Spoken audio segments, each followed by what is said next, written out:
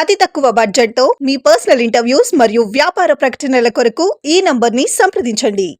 ఏపీలో కూటమి ప్రభుత్వం 6 నెలల పాలన పూర్తి చేసుకున్న సందర్భంగా కేబినెట్ పునః వ్యవస్థీకరణకు సీఎం చంద్రబాబు సిద్ధమవుతున్నారు. ఈ మేరకు సంకేతాలు కూడా ఇచ్చారు. త్వరలోనే జనసేన ప్రధాన కార్యదర్శి నాగబాబును కేబినెట్ లోకి తీసుకుంటామని అధికారికంగా చంద్రబాబు ఇప్పటికే ప్రకటన విడుదల చేశారు. అయితే నాగబాబుతో పాటు టీడీపీ రాష్ట్ర అధ్యక్షుడు పల్లా శ్రీనివాస్ కు కూడా కేబినెట్ బర్త్ దక్కబోతోంది.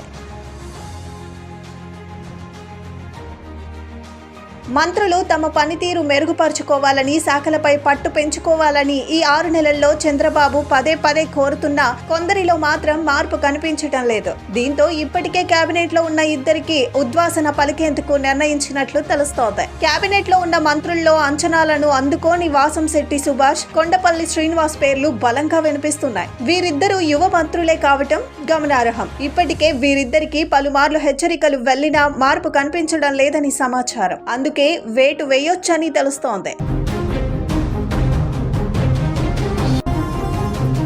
ఏపీ కేబినెట్ లో ప్రస్తుతం ఒకే ఒక్క మంత్రి పదవి ఖాళీ ఉంది. దీన్ని నాగబాబుకు ఇచ్చేందుకు చంద్రబాబు ఇప్పటికే నిర్ణయించారు. అలాగే టీడీపీ రాష్ట్ర అధ్యక్షుడు పల్లా శ్రీనివాస్ కు మంత్రి పదవి ఇచ్చేందుకు సన్నద్ధమయ్యారు. తాజా అంచనా ప్రకారం జనవరి 8న కేబినెట్ పునః వ్యవస్థీకరణ ఉండొచ్చని తెలుస్తోంది. ఈ నేపథ్యంలోనే కొనిదెల నాగబాబు, పల్లా శ్రీనివాస్ కు మంత్రి పదవులు దక్కే అవకాశం ఉన్నట్లు పార్టీ వర్గాలు సమాచారం.